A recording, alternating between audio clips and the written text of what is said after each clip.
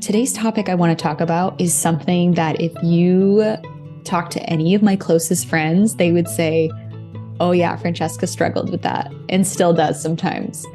It's this idea of making wrong choices. And I put quotes around wrong choices because if you were to say to the me that grew up in a Catholic home, went to Catholic school for most of my life, I would definitely think that there's a wrong choice for everything. And no judgment on anyone if you're religious or not, or wherever your beliefs land. But I feel like, obviously, I believe in morality. Like there can be wrong choices in the sense that like killing someone or other things, yeah, that's wrong. But what I'm talking about is just, decisions in our daily lives, right? Choosing what college to go to, who to marry, what career track to take, or even simple decisions like what takeout to order or which iPhone size to get. Hello, first world decisions, right? A lot of people, many whom I have met or are in my life, decisions like that, they feel anxious. They waffle back and forth. They get really just panicky about making a decision. And obviously choosing what college to go to, who to marry, what career to choose, those are bigger decisions. But I want to remove this idea that there are wrong choices. Okay. So when we panic and get worried about decisions, it's aside from possible burnout and perfectionism at play, this is often a signal that we don't trust ourselves. So let's talk about the what ifs.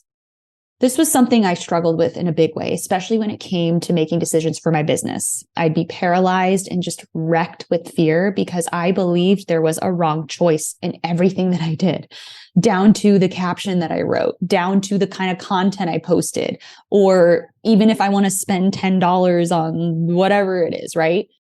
It felt scary to commit, especially on the bigger things, because what if I miss out or I fail?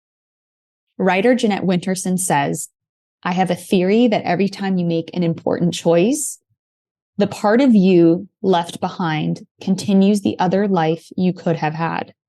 Bingo. Imagining what could have been or could be makes it hard to decide.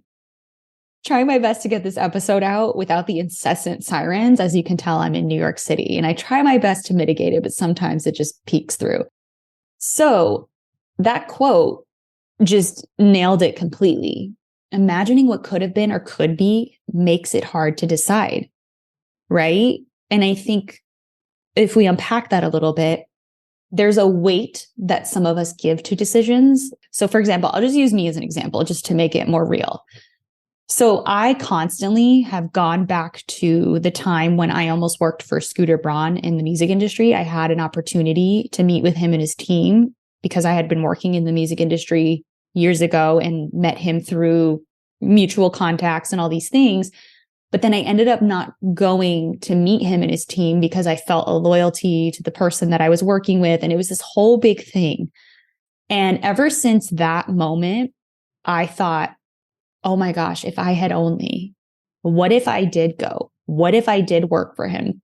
What would my life be like now? What opportunities, what situations, like what possibilities would I have unlocked for myself? Because it was an important choice at the time. It was like, do I work for him or do I just exit the music industry altogether? And I chose to exit the music industry altogether because that was just where I was at in my life. And then that's when 6 months later, that's when I went to Switzerland with my now husband. And it took me on a whole completely different trajectory than I had ever expected for my life. And I wouldn't trade it for the world. Like I love my life. Yet I can go back to that moment in time and be like, wow, the part of me that continues the life that I could have had, right? And so putting that kind of weight on decisions can definitely paralyze you, But what if a quote unquote wrong decision isn't necessarily a bad thing? So what if we start to look at the idea of wrong and right decisions and be like, okay, but any decision isn't necessarily a bad thing, right? So Sarah Von Bronick in her book, Something More, says, but a wrong choice isn't necessarily a bad choice, end quote. Our purpose on earth is to learn our preferences. And the only way to do that is to make decisions. to test them out, to decide what's for us or not. And I promise you, we can handle whatever comes our way when we do make a decision. Take it from me, who couldn't even comprehend surviving birthing a baby. It may sound silly, especially if you had a baby or your just idea of having kids is like, oh, yeah, you can do that. I don't know. But for me, who struggles with anxiety and had a lot of fear growing up, I literally in the hospital was like, I'm going to die. I cannot birth this baby. And yet I did it. I did it. And I was like, oh my gosh, like my mind made it so much worse than it actually was. And so after that experience, I wondered, what else in my life am I selling myself short in? I just can't believe that something I feared so much ended up not being as bad as my mind made it out to be. So there must be tons of other things that I'm selling myself short in. We are more capable than we ever give ourselves credit for. When we make a decision, I will guarantee that not only will you make that decision in the best faith possible, in the best space that you possibly can. I know that sometimes we make decisions out of fear and anxiety, but that's okay because we're always learning. We're always figuring out life and we're human. We can't take that away. That's just part of being human. So that's okay. When you make a decision, you will also be able to handle what comes next. And that's the part I get tripped up on. I think, oh, if I make this decision, I don't think I can handle if this happens or that happens, or if I go this way, then will I be able to handle the responsibility? And it goes both ways. I've had that conversation with myself. If I make more money, if I make a ton of money, how can I trust myself to do good with it and to grow it and to not lose it? Or if I make this decision and I lose it all, oh my gosh, that's the end of me. I'm never going to recover. But this is the thing. We don't know how we're going to react in a situation until it happens.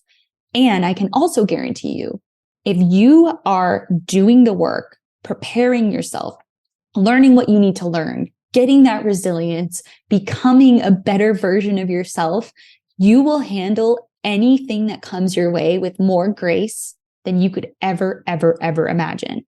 And I'll tell you why.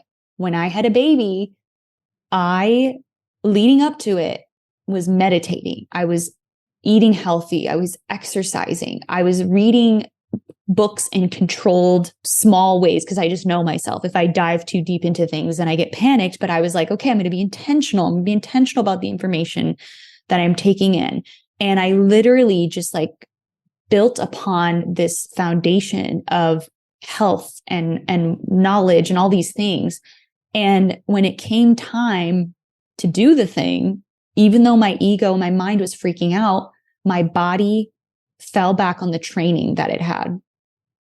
It really did. And I'm so grateful that I took the time to train myself the way I did. And so it's the same for anything else. You right now in this moment have been training for whatever you are about to receive. Abundance, prosperity, wealth, health, relationships, love, anything. You are exactly where you need to be, and you are exactly able to handle whatever is being given to you, because you would not be able to attract something and bring it into your life if you are not ready to carry it through, to see it through. So the reason I'm saying this is to cut out that idea that there are wrong choices. And yes, I still feel moments of, oh my gosh, I'm scared of failure, but guess what? I'm going to do it anyway. And again, that's with the baby, I had no choice. Like I was scared out of my mind, but that train is coming into the station, whether I want to or not. So I can either get on the train and just relax as much as I can and help my body, or I can just freak out and panic and fight against it and make this harder for myself. So trust that if you get on the train and you make a decision, it's okay. Like you're going to handle it well. You can get off if you want to, you can turn around and pivot. But regardless, you're going to learn something. And even if you feel scared of failure, even if you're scared of discomfort, bring it along for the ride. That's part of being human. There is no experience ever on this planet that won't have both sides of the emotions. It just won't happen. So the sooner we can accept it, then maybe the sooner we can keep going even with fear.